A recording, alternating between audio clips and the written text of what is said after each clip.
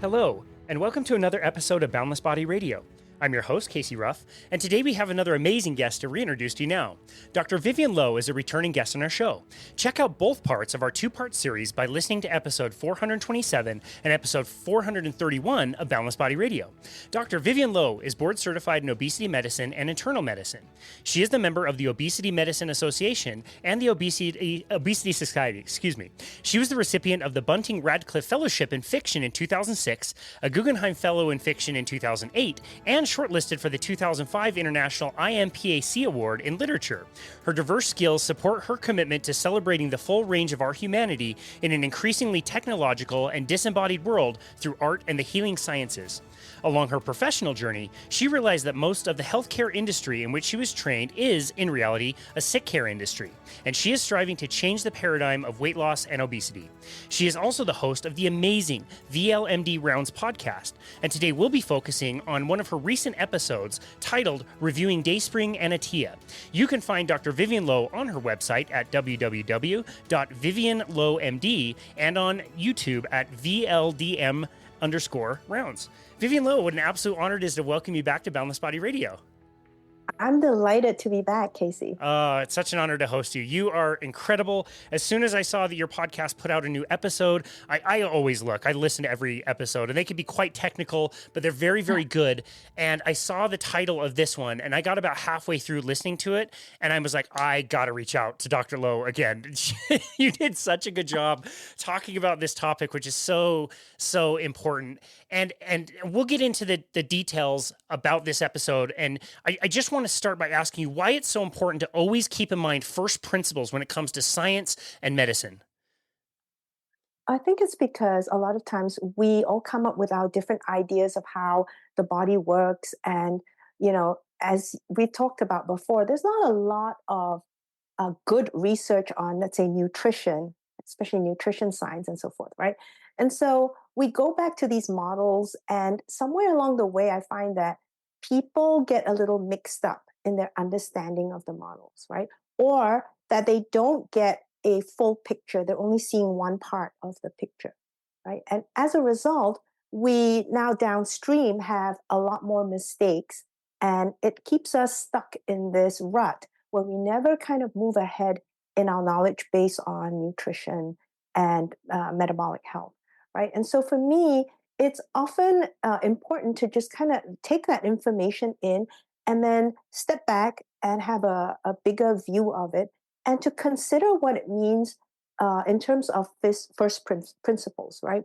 Because it can get very complex, and especially when we come to things like biochemistry and the different pathways, I find that a lot of times people spew names and enzymes and pathways, and it's a way to kind of gain credibility. But, we can look these things up, Casey, right? At just one click now we get, so there's nothing special about knowing a certain pathway.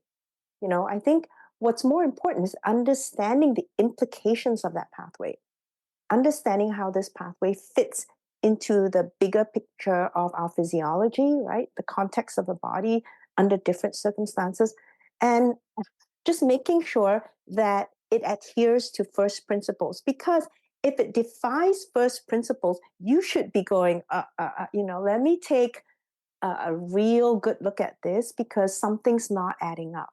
Something's not fitting, right? So my first test of seeing whether something is credible is to just go back and think about it from first principles and say, does that make sense, right? And I did quote Feynman in that episode where he says, really don't consider who is saying this.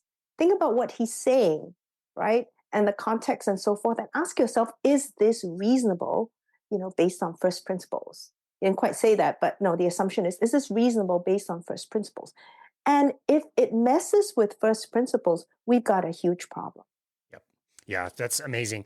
You made this point in your podcast as well, that when we're looking at really true scientists and researchers, their entire job is to prove themselves wrong. And you think about our human nature and how incredibly difficult that is. If I have an idea and I think something and I start to want to believe it, it's going up against all of my human nature not to just always look at the things that are supporting my claims. And I would definitely want to ignore anything that is showing that my claims are maybe not correct. And so maybe a word from you about how amazing it is to be a scientist and a researcher and to be always thinking about how am I going to prove myself wrong? It's so incredibly difficult. I think we don't think about how proving yourself wrong adds to the entire knowledge base, right? Because there are infinite possibilities out there.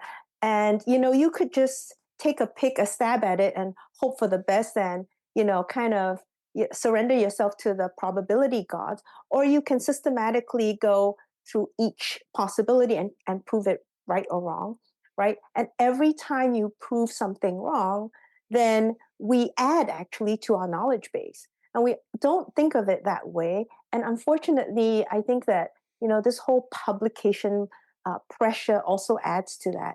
Because now, I think people only are primed to publish things that, kind of support their hypothesis, right? Mhm.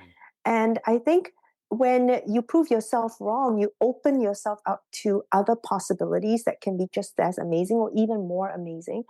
And oftentimes, the alternatives may be so out there that, it's mind boggling and we would never have even considered it if not for the fact that we proved ourselves wrong. Yeah, so well explained. So, okay, so what we're talking about today, we'll get into the topic. This is a series of podcasts that was done several years ago. I want to say it was a 5-part series on the Dry podcast done by Dr. Peter Attia, where he hosted Dr. Thomas Dayspring. I remember listening to all of them. It was back when I was catching all of Dr. Attia's podcast episodes about all kinds of different things. And I'll even go back. It was probably a decade ago that he wrote an article called The Straight Dope on Cholesterol. And me being a personal trainer and just learning a little bit about how the body works and nutrition, this was a revelation in understanding what cholesterol was, what the subfractions were. We had just started doing very simple lipid panels. And we were trying to decide what's important, what are we looking at, what's just noise, what does HDL do, all this stuff. And so I have to say, when I go back and look at my own, feeble knowledge about this topic, Dr. Attia was very influential in helping me kind of understand different things. And so you did such a good job on the conclusion of this episode to say, we're not attacking anybody. You're clarifying things in your episode where you went through and you listened to some of those episodes and came back with a few, rebuttals. And we want to start this episode by saying they got a lot of things right. It's very interesting. It was very technical. They did a great job. And we're not here to try to say we're just going to poo-poo everything they did in that series. Is that correct? Yeah. I mean, again, I don't think there's any benefit in, just kind of disparaging others and putting others down just for the sake of that. Right. But, on the other hand, someone with Dr. Attia's reputation and also Dr. Dayspring's reputation, a lot hinges on, the content that they bring forth, right? People like yourself are listening and learning from them, right? And that series that he did, I think, got a lot of attention. There were, at least on the YouTube version, many views. So people really wanted to know this information. So I think for me, it was when I listened to it, realizing that there were fundamental principles that had been ignored there. That was, I guess, a bit worrisome for me. And the idea wasn't to attack them. It was to just kind of set the record straight, because I think that as much as we talked about cholesterol, I think we've only seen one corner of the cholesterol universe. And we're trying to infer everything about cholesterol from that one corner, right? We're just looking at, one tiny galaxy in the whole universe there.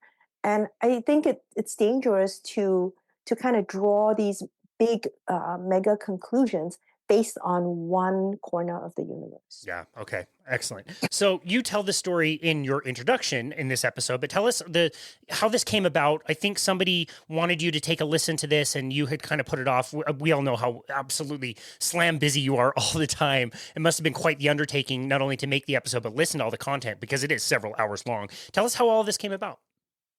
Yeah, so I am very involved in dance, and I was at a dance class, and my friend Tom said, "Hey, have you ever heard of Peter Attia?" And I said, "Yeah, I know of him, but I have not heard his podcast or anything."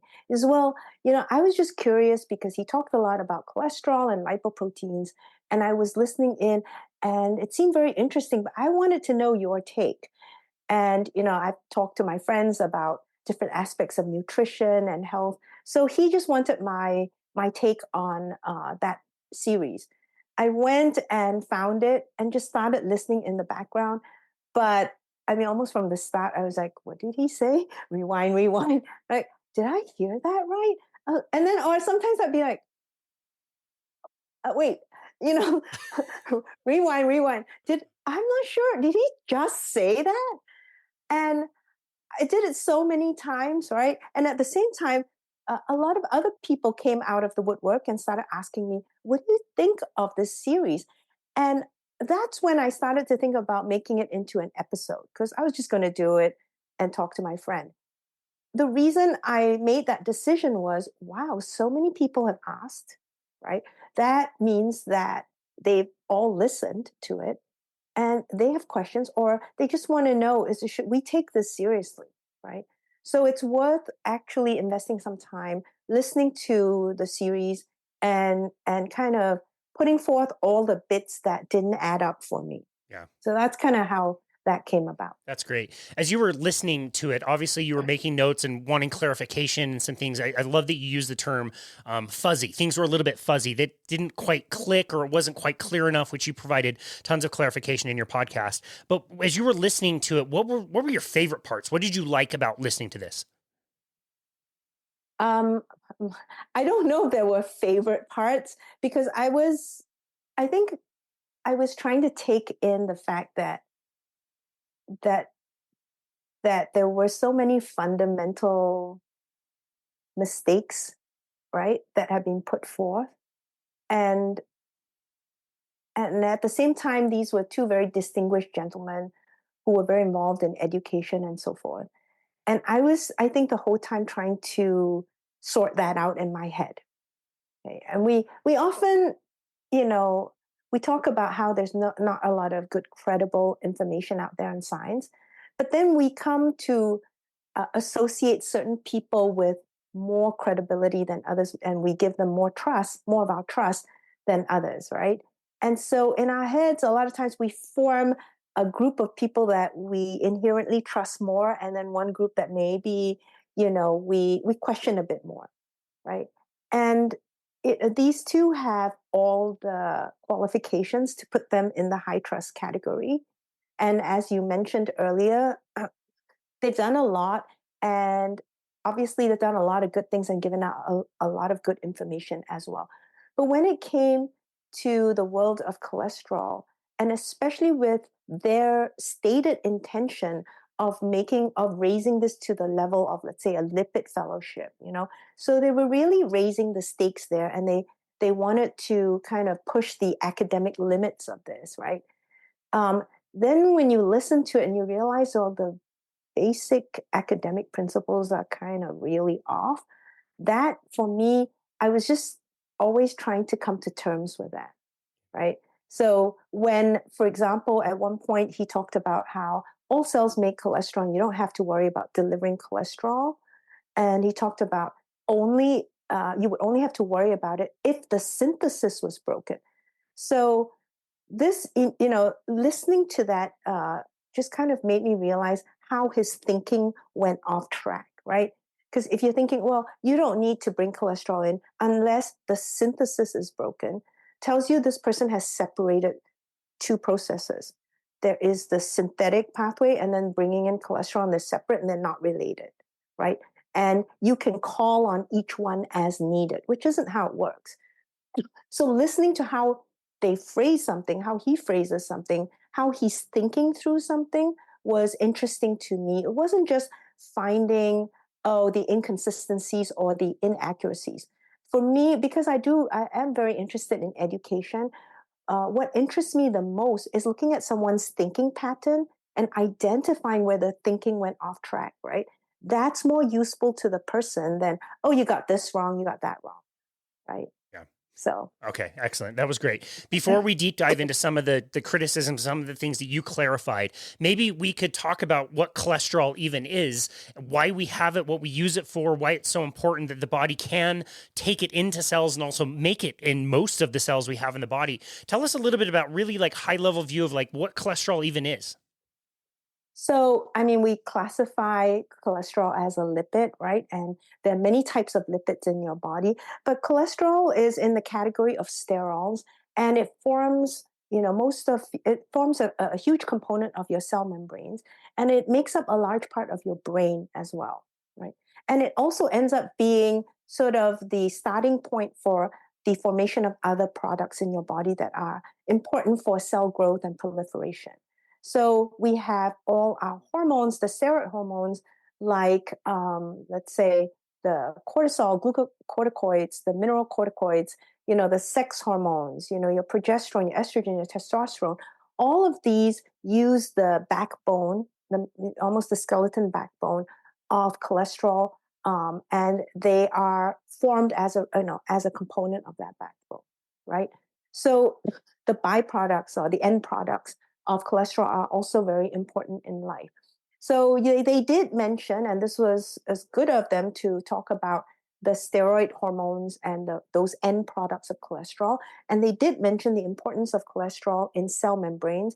And without cholesterol in the cell membrane, the cell just isn't viable, right? And not just the cell membrane, there are different compartments in the cell that also have membranes, and we also need cholesterol in those compartments, right?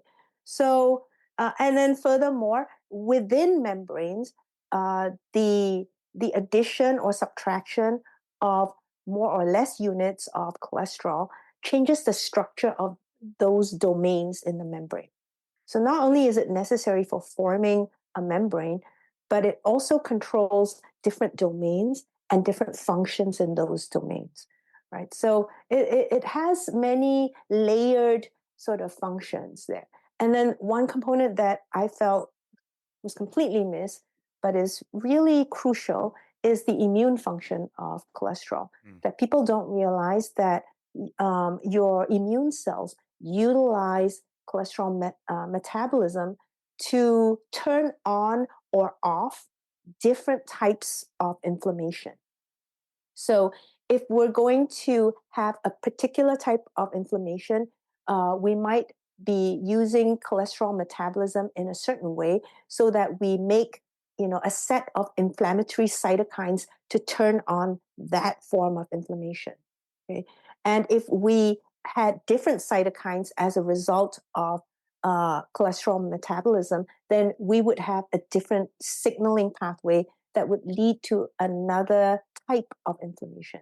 So your cells, your immune cells, are actively using cholesterol and cholesterol metabolism to generate different forms of inflammation, and that has been completely ignored for a long time, not just by Attia and Dayspring, but by many people, right? And then there's a component that is super, super interesting. There is constantly this hide and seek going on in your body where your body is trying to deprive any pathogens, any invading viruses or bacteria into your body from accessing the cholesterol. We talked in my review about how expensive it is to make cholesterol. It's really energetically very expensive. And so, for any microorganism that gets into your body and needs to grow, divide, and invade your cells, it's going to need cholesterol to form membranes and so forth, right? And it's going to cost them a lot of energy. And so they're constantly seeking out cholesterol and seeing if they can siphon off cholesterol from our cells.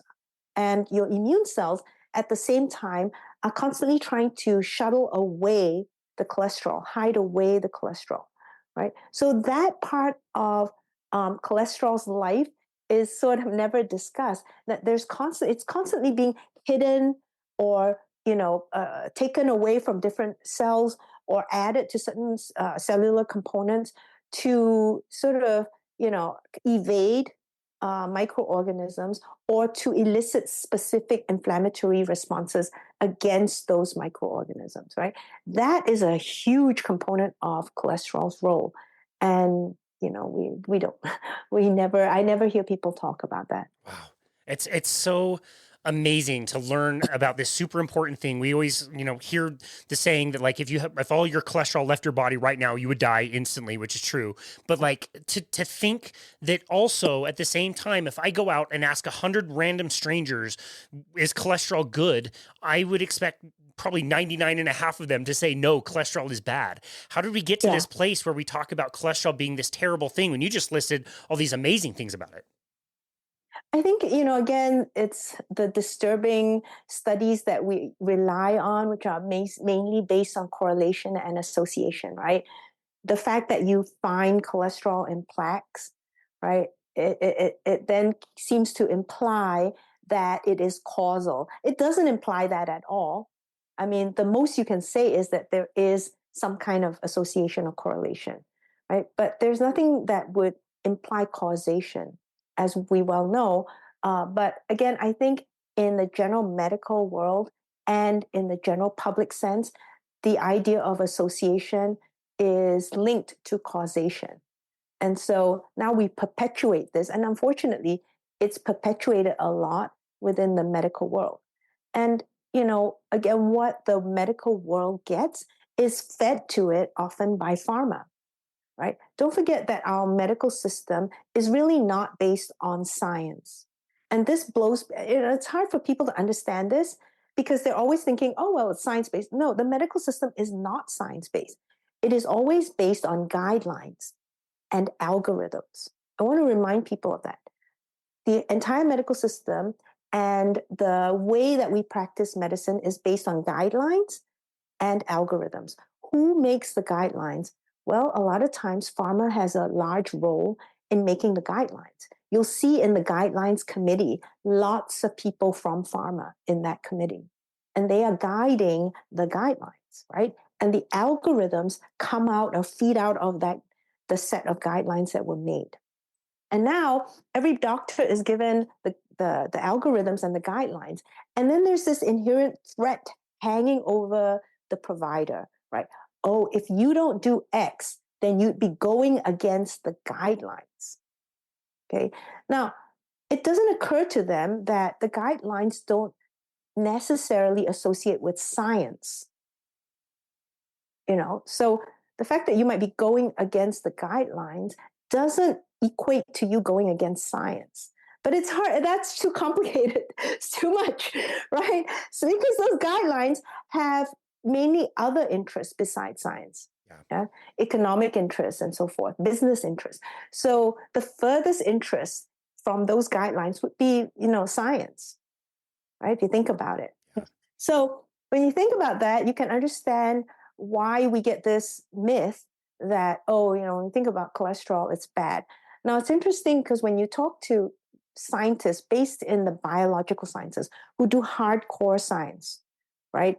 And they're working on, let's say, the immune system, or they're working on certain pathways, metabolic pathways and so on. When you speak to hardcore scientists, they actually don't buy into this idea of cholesterol being bad, and they go, well, that's sort of the myth that's being spread, right? But in the medical world, it's very, very strong.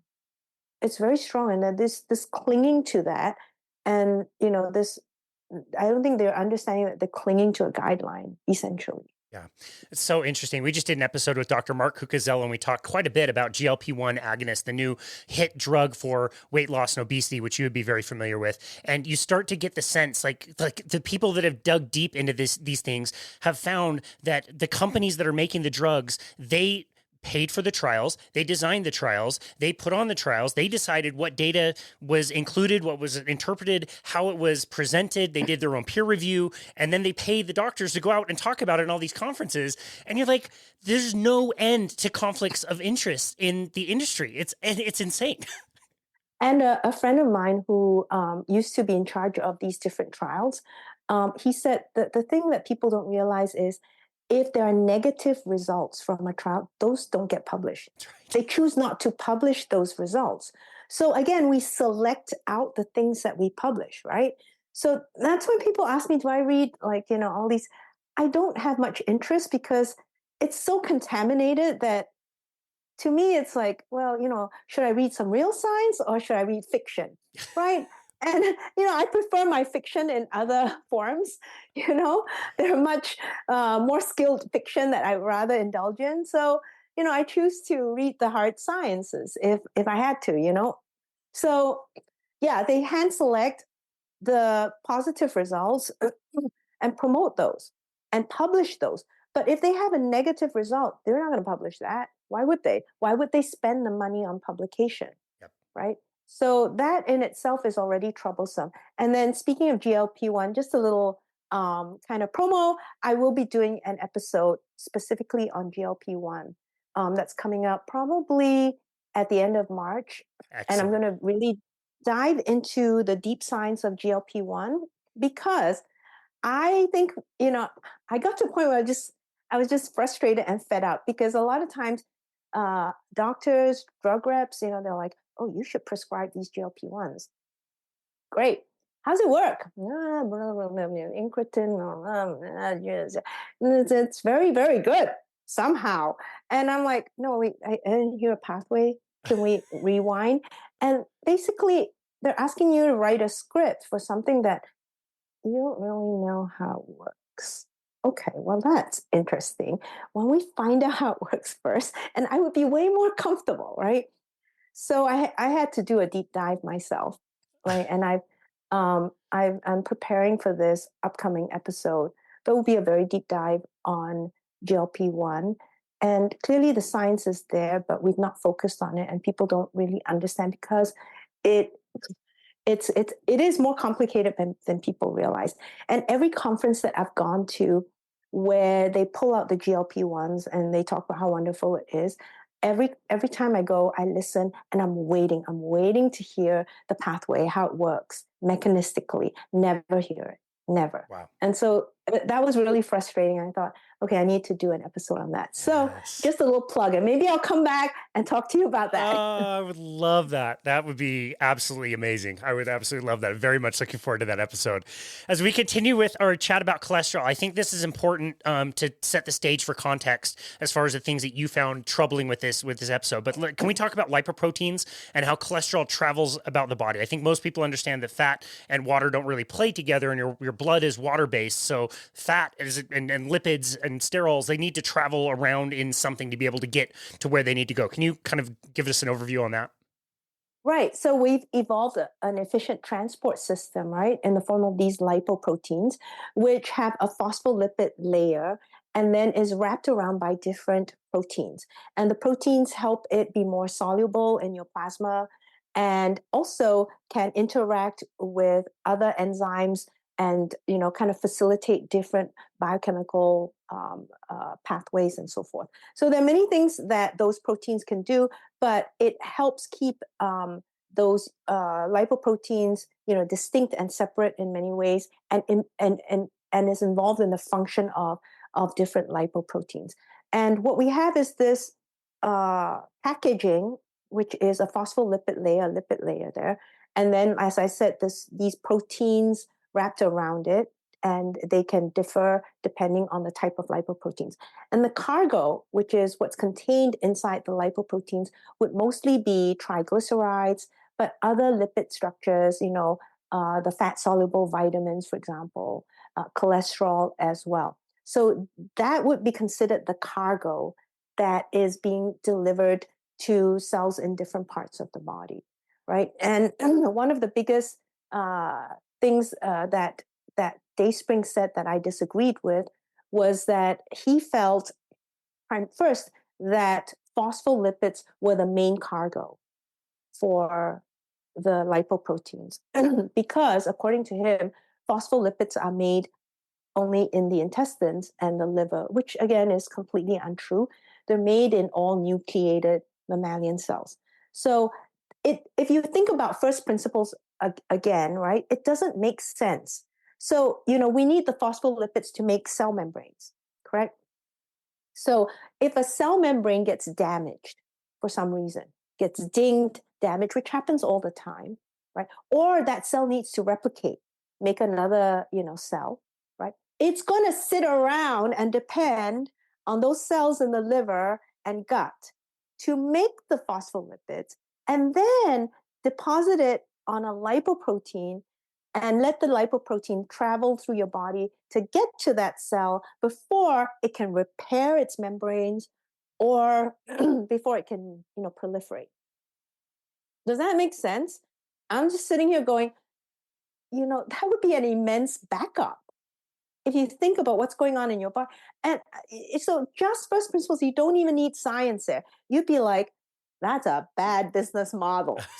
You would not survive, right? You just would not survive. And I was like, how is this possible? Right? So his belief is that the lipoproteins are primarily there to transport phospholipids. And the reason they're not there to transport cholesterol in any form is because, according to him, all cells in your body make cholesterol. Okay, with according to him, a few rare exceptions. All right, let's just forget the exceptions for now. Okay, so all cells make cholesterol, so it never needs your lipoproteins to deliver any cholesterol to it. And this is just not true because, cholesterol is exquisitely controlled. The levels of cholesterol in the cell is so important that we have this very fine built-in mechanism in every cell, a nucleated cell, that allows for it to control what we call the accessible pool of cholesterol. And again, here is another critique that I have. They just kind of said cholesterol. So we think, oh, it's a free-for-all cholesterol. But the cholesterol we're talking about here, that they were talking about, is a very small pool, what we call the accessible pool, right? Because there are other pools of cholesterol that you normally cannot access. So the essential pool, that is essential for the structure of the cell membrane, your cell would die without that essential pool. But then we have this middle category of a mixed pool, right? It's called single myelin pool, generally not accessible, but under conditions of inflammation, yeah, you might actually be liberating the cholesterol there and allowing it to enter into the accessible pool, and that would increase, the levels of cholesterol available, right? And that has its own implications. Again, they never discussed that. So those are some of the nuances that I think they miss. But anyway, your cell has exquisite control over the levels of cholesterol inside the cell. And it's dependent on a transcription factor called SREBP2. And this is able to detect the levels of cholesterol, accessible cholesterol in the cell. And when those cholesterol levels are too high, it actually focuses on exporting cholesterol and shutting down any synthesis, right?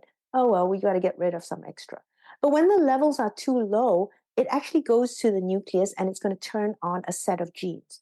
Now, it doesn't turn on specific genes just to initiate cholesterol synthesis. And it doesn't turn on genes specifically just to bring in more cholesterol. You have to think like a cell. A cell's going to say, we're low in cholesterol. We'll get some. Okay. And now the cell is thinking, well, we'll get some any way that we can. We're going to have to make some. And if we can bring some in, that's even better because it's going to cost us a lot to make some. I mentioned that it's 100 ATP equivalents and 11 molecules of oxygen to make one molecule of cholesterol. That's a lot to spend. So if you can salvage some, if you can take some from the external environment, you bet the cell is going to do that, right? Every cell, even as I said, microorganisms would love that, So it turns on a set of genes that help increase the cholesterol pool. And that's by making more and by bringing more in. And so, the fact that he couldn't distinguish that showed that he didn't really understand how that homeostatic control functioned in the cell. And I think that's vital because if you listen to what he said, it seems to make sense. And if you're not aware then you think, yeah, we'll also need, so we don't need the lipoprotein. That's not true. That's not true at all. Yeah, that's such a good point. That was really confusing for me. I had never heard that, or the idea that cholesterol should never be delivered from any of these different particles. Like I don't know about that. And you made such a great analogy. I love that you put this into analogy of you being a pretty decent cook. And let's say you wanted to cook your own dinner, but maybe it's been a really, really long day. What are you more likely to do? Right. And it's a lot of work to put all that cholesterol together, right? So, hey, you know what? I'm just going to dial Uber Eats or something, Some nights it's a right? Grubhub night. Yeah, you just want it delivered, right? And whatever is available out there, especially if you're a cell that's needing the cholesterol levels to go up, you're not going to be picky, and in fact, it'll be a lot easier to bring in cholesterol. Mm. So it can do both. They're not mutually exclusive. No, they are not mutually exclusive. Now, he mentioned this, like when the synthesis is broken. Well, when do we deliberately break the synthesis part? When we give someone a statin. Okay, because when we give someone the statins, we're actually preventing the synthesis part, right? So now when the synthesis is broken, and most times that's through our intervention, most famously through the use of statins. Now when the synthesis is broken, right, then your body says, okay, we can't make more cholesterol, but it's going to prioritize bringing in the cholesterol, right? So we upregulate the LDL receptors. Right? And so we drop the levels of the plasma cholesterol, but because we're internalizing it now, because we don't allow the cell to make some. You understand? So it's interesting that he mentioned when the synthesis is broken, because we do that deliberately by giving someone a statin. Yeah. So, but just to say all cells make cholesterol and they can make their own cholesterol, I'm like, well, no. And so when you do drop the levels of cholesterol, but you have inhibited all cells from making cholesterol and you also drop the external pool, all right, we have a problem, Houston, right? And the fact that he was unable to see that, or maybe he didn't want to see, so that's when I brought about this idea of consistency, right? You understand that when you give a statin, you're upregulating the LDL receptor and you're bringing in and dropping the plasma levels of cholesterol that way, but then you're doing that, and for the whole body. It's not liver selective, right? So now these cells being affected by statins cannot make their own cholesterol, right? And also there's not much to bring in. Now we have a problem. Even though your right? serum cholesterol, like you said, is reducing, but it's just because you broke one of the pathways, and now you're upregulating those intake the receptors. Yes, and then for the LDL. liver is taking a lot of the cholesterol, right? And now basically the rest of your body it's upregulating its LDL receptor as well. But you can upregulate all you want, but if there's not much supply out there, right? You can call Uber Eats and Grubhub and whatever. You can call anyone and everyone, and they're like, sorry, our supplies are low. You're still not going to get fed. That's such a good point. What else do we know? I know this is a big part of probably, I know both their content. It's important to both of theirs, but the idea that ApoB, most likely LDL cholesterol, like the target should always kind of be lower. If you're looking at ApoB, you always want to lower it. And so they're very much in favor of statins or anything that can bring down that serum level of cholesterol. What are some of the other downsides of taking a statin, excuse me, as far as like side effects?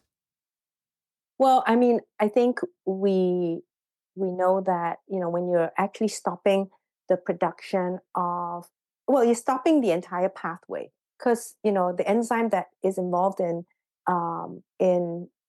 statin function is quite high in the cholesterol pathway. So most of the downstream parts of the cholesterol synthetic pathway is going to be blocked or stopped, right? So that means that you're also blocking off all the metabolites. And I talked about these lipid products called isoprenoids that are really important to all your cells because they modulate the function of cell membranes. And they do that by sorting proteins and telling proteins where to go in the cell membrane, and also establishing polarity in the cell membrane. So establishing what's inside and outside. Your cell needs to know what's the inside and what's the outside, and how do we position those proteins correctly. And we need the isoprenoids to help them do that, right? And if you don't have this proper sorting of proteins to the right places in the membrane, then we're going to have dysfunctional or deregulated signaling, right? And that's going to impact your cell function. So I talked about these GTPases that need to be modified by these isoprenoids so they can go to the right part of the cell membrane and function properly, right? And this happens in pancreatic cells and it affects insulin trafficking, for example, right? It actually also impacts, GLUT4, because you need some of these GTPases, for GLUT4 to go to the membrane and stuff like that. So, in essence, you're interfering with the glucose disposal aspects of insulin, right? And I think people have pointed out the increase in diabetes when people have been put on statins. And generally, the medical world has said, well, these people were going to get diabetes anyway. That's generally what I hear when you bring that up, right? And I'm like, okay, forget the anyway. Is there a mechanism? Is there a pathway that can support this? And there are a few, and this is one of the big ones, the prenylation of proteins. If you interfere with that, you basically interfere with insulin secretion and trafficking, right? And as a result, you're going to have higher insulin resistance and then predisposing someone to diabetes. Now, again, another place where those GTPases play a big role would be in mTOR, which is, famously people associate mTOR with muscle function, right? Now, don't forget, mTOR works where? At the lysosomal surface, okay? So it's a membrane surface, right? And for it to properly locate there, we need these GTPases, we need these isoprenoids to place the proteins correctly in the membranes for it to function. And if you don't have that, then you will basically not have a functioning mTOR unit. Mm. Right? And might that interfere with muscle regulation, muscle function? Right? Not saying it is the reason, but now I can see a pathway. Right? Now I can see a pathway and I'm way more interested. And I would probably, double down and look into those pathways, right? Rather than just say, well, I don't know. It's just in your head. Don't worry about it. So it's kind of interesting to me what's in our head and what's not in our head, right? Yep. What's in our head normally, is something that fits their narrative of why you should keep using these drugs, and there are no side effects that are really kind of crucial to your functioning. Yep. Okay. That was fantastically explained and a really good segue as far as the things that are in our head, the things that we think about. And maybe this is a good time to say, I really hope I'm not overstating the way he said it, and I'm paraphrasing, of course, but it seemed to me, again, I hope I'm remembering this right, but it seemed to me that they were saying that cholesterol is basically slamming into the arterial wall, and that's where deposits are being made, and you had to step in there and say, whoa, like, hold on. Did I get that right? Was it like a physical, like, these particles are smashing into arterial walls, and that's the problem? Am I overstating that, or is that kind of what he said? No, I don't think you're overstating it. Because again, he talks about illegal dumping and how the LDL particles are forcing themselves into the wall, and that's leaving a lot out there that's not explained, right? But generally, the LDL particles are transcytosine. And I talk about this as a regulated process. There are different ways in which it gets brought into the cell. But we form these pockets, and there are different ways to form the pockets. There are ways where we call clathrin coated and stuff like that, caveoli. I don't want to go into the science of it.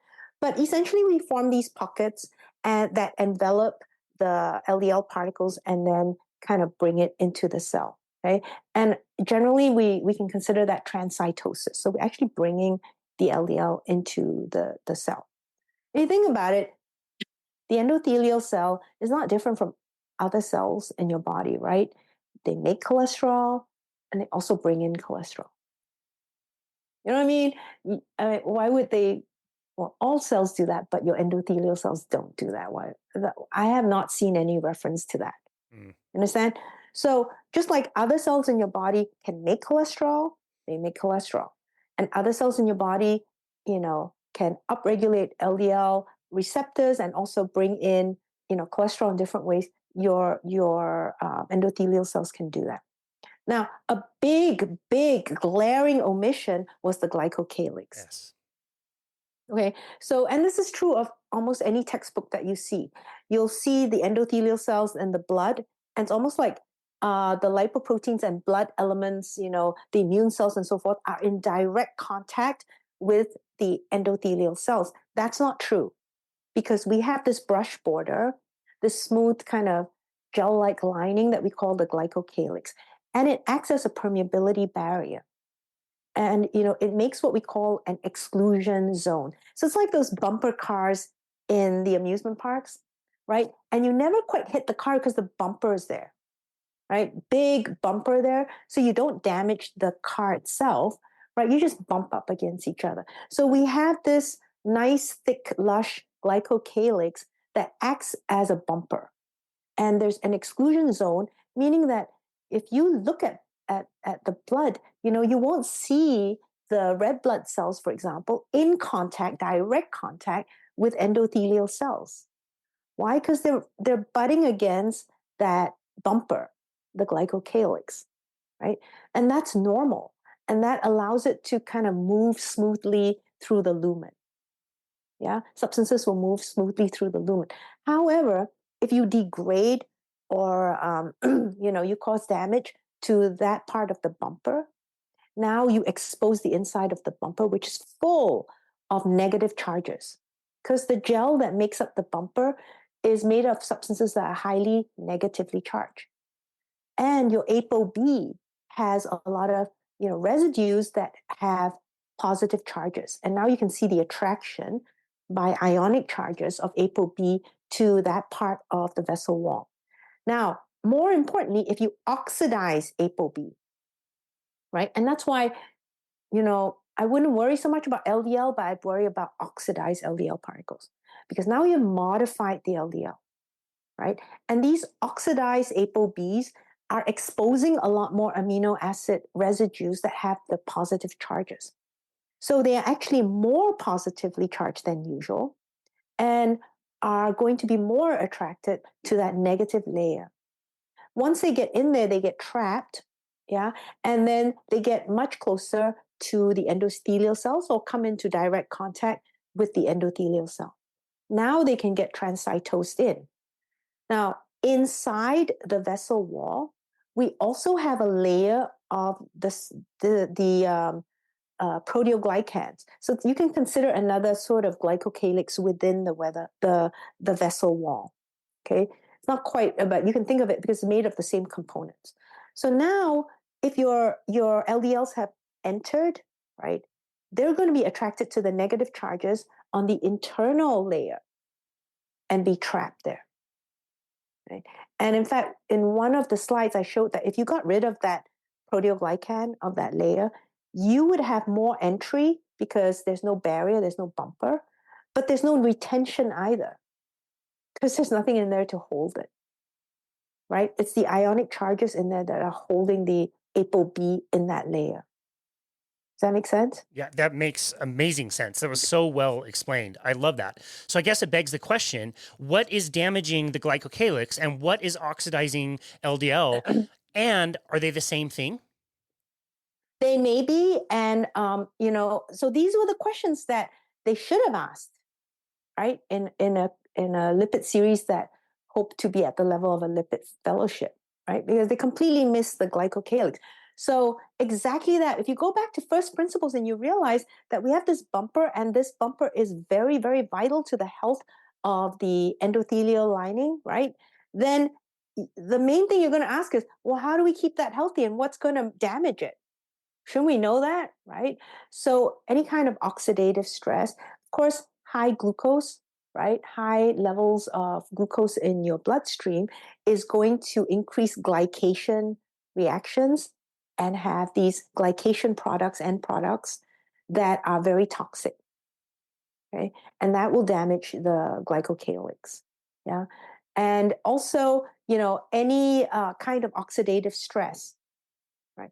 Really, some of the most inflammatory causes of oxidative stress will be from, an enzyme called NADPH oxidase, which comes from activation of your renin angiotensin aldosterone system.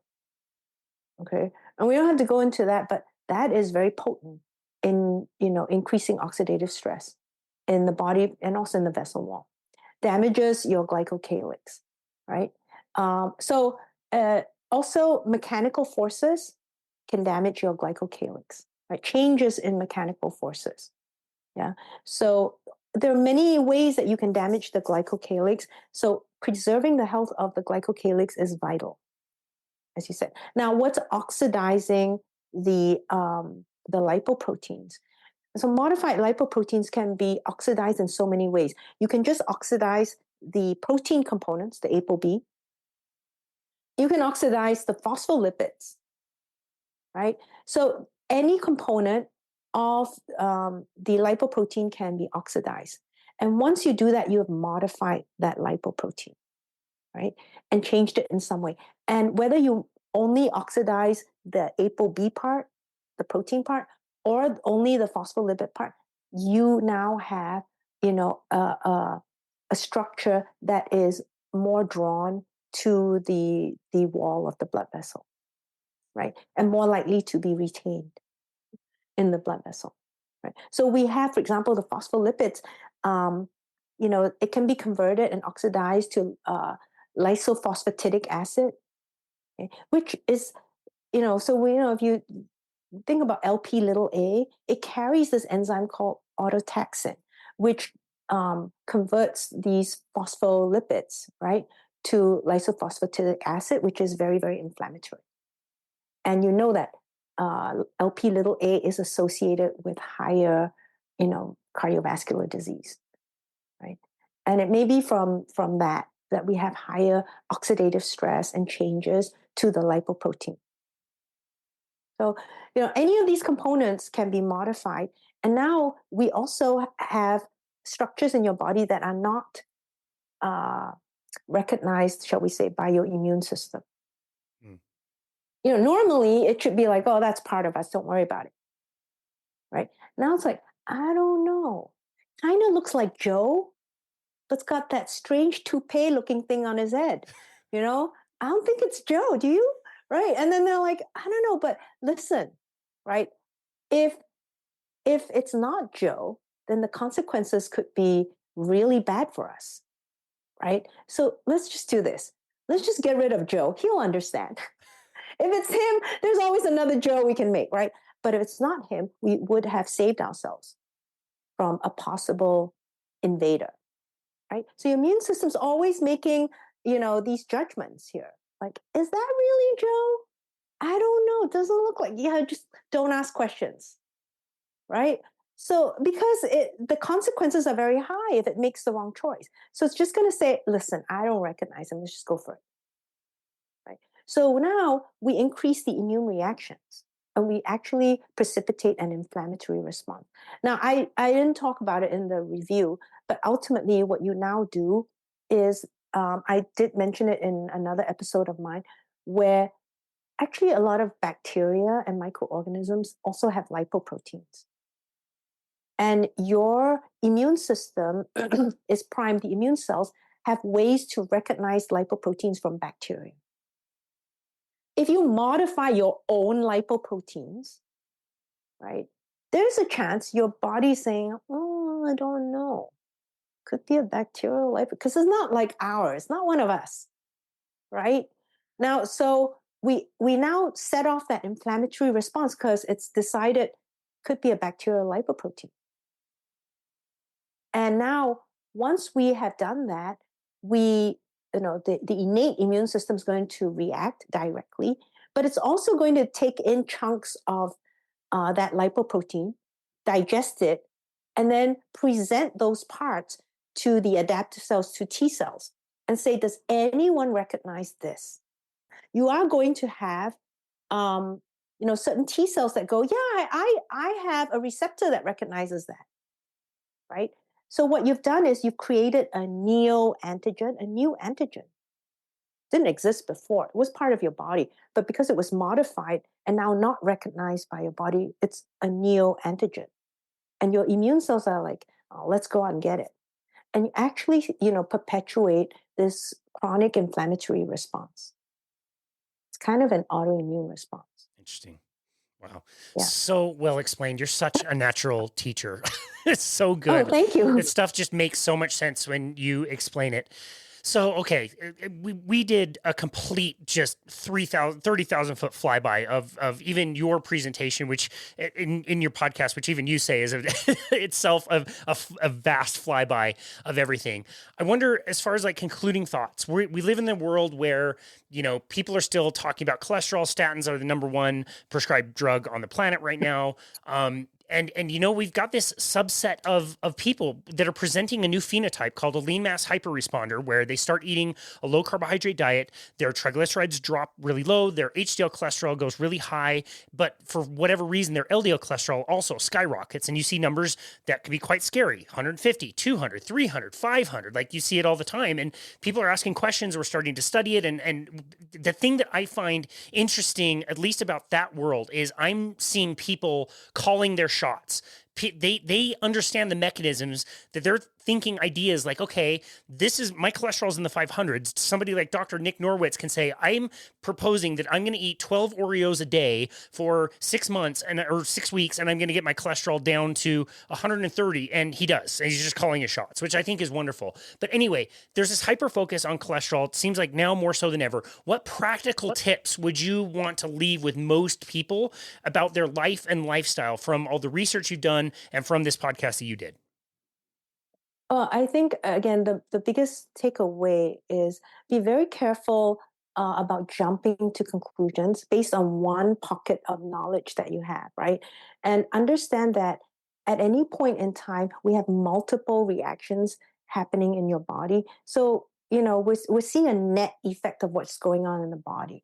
And you might want certain effects in one tissue or one organ system, let's say in the brain, and you might want a different effect in other parts of your body. So I get very cautious about making broad recommendations. I think the big one is just definitely get rid of ultra processed junk. There's just never any reason to do junk. There's never any reason really to do, sugar in any form. I just don't think there's any reason for that, right? And then in terms of, vegetables, that some people prefer carnivore, some people don't. I think that's going to be something that you titrate with the patient or to your own body if you're doing this, on your own. And personally, I find that that's true for myself as well. So we're always talking about personalized nutrition, and yet we want these broad categories to throw on someone and say, oh, you should all do this, you should all do that. And within a category of carnivore and within a category of low carb, there are variations that will work for some people better and some people not. Some people might be carnivore, but just have spinach on top of it and just perfect. It just somehow regulates everything, right? They maybe had bowel issues, but you just add that touch of spinach and everything's fine. Okay, so if it's working for Jim that way, I think Jim should stay that way. Do you know what I mean? And some people might find that they're better off if they don't add any of the veggies. I don't know. I can't claim to know everything. And honestly, we're going to just have to go on an individual basis and understand that. And then you have the broad signs to back you up on making sure that you don't get into dangerous category, right? When it comes to nuances like that, I think that's where we have opportunity to work with individuals and personalize things a bit more. Yeah. That is absolutely wonderful. Yeah. What a clinic this was. This was so good. I so appreciate the time that we've got to spend together. Our other 2 episodes were awesome. I listened to those quite often, honestly. I love going back and hearing those. And this has been wonderful. You did such a good job on that podcast episode. Like seriously, Thank you. to decide which parts you were going to focus on, to explain it, to use the science. You even went as far as to say, I'm only going to look up studies that pretty much go to the day of them releasing it, so we're current on information. And if you deviated from that, you let the listener know. I thought you did an excellent job in that episode. I would recommend anybody go and check it out. We'll definitely link it Thank you. in the show notes. I hope it reaches people far and wide, because if nothing else, if the topic of cholesterol doesn't interest you, most of us are interested in some kind of science. And again, I would say very strongly that even if you don't care about cholesterol, you're going to learn something really valuable about how we learn information, collect information, and where we should be getting our information from, like you said. So grateful for you and your hard work. I don't know how you had the time to do all of that, but you somehow find time to do these major projects that are just absolutely fascinating. So Dr. Vyvyane Low, where would you like people to go to find you and connect with you in your work? They can go to my website, vyvyanelohmd.com. That's VYVYANELOHMD.com. And of course, just look up the podcast, VLMD Rounds, 2 separate words, on the usual podcast platforms. But especially for the Dayspring one, I recommend the YouTube, because I do put up the slides there and you can reference the transcript too. It's just easier. It's a 2-hour episode. I think it's just easier to follow along on YouTube. Yeah, I listened, and I definitely will be going back to watch it, because some of the concepts you talk about can be a little hard to conceptualize, and the slides should be very, very valuable. So I can't wait to go check like that out. even the lipid rafts, I put up a diagram and so forth, right? Yeah. And I just want to hint, and someone has already requested a future episode, but we were talking about ApoB and, should we be focused on that? But I did talk a lot about red blood cells, right? And how much cholesterol they actually carry. And, I'm going to be doing a future episode on red blood cells and macrophages and how they play into, atherosclerosis. Excellent. I love your podcast. I can't wait for that. That's going to be awesome. And anybody can look it up and find so many other episodes you've already done on so many different topics. It's a wonderful resource, and we're just so grateful for people like you that are doing the really good work, very thoughtful work, and work that is not biased. You're not, selling prescriptions. You're not selling procedures or anything like that. You're just trying to get good scientific information out there. So really appreciate you, Dr. Low. Thank you so very much for all of your hard work, and thank you for taking time to be on our show today. We really appreciate you. You're so welcome. It was fun to be here as usual, Casey. So fun to host you. You're the best. And this has been another episode of Boundless Body Radio.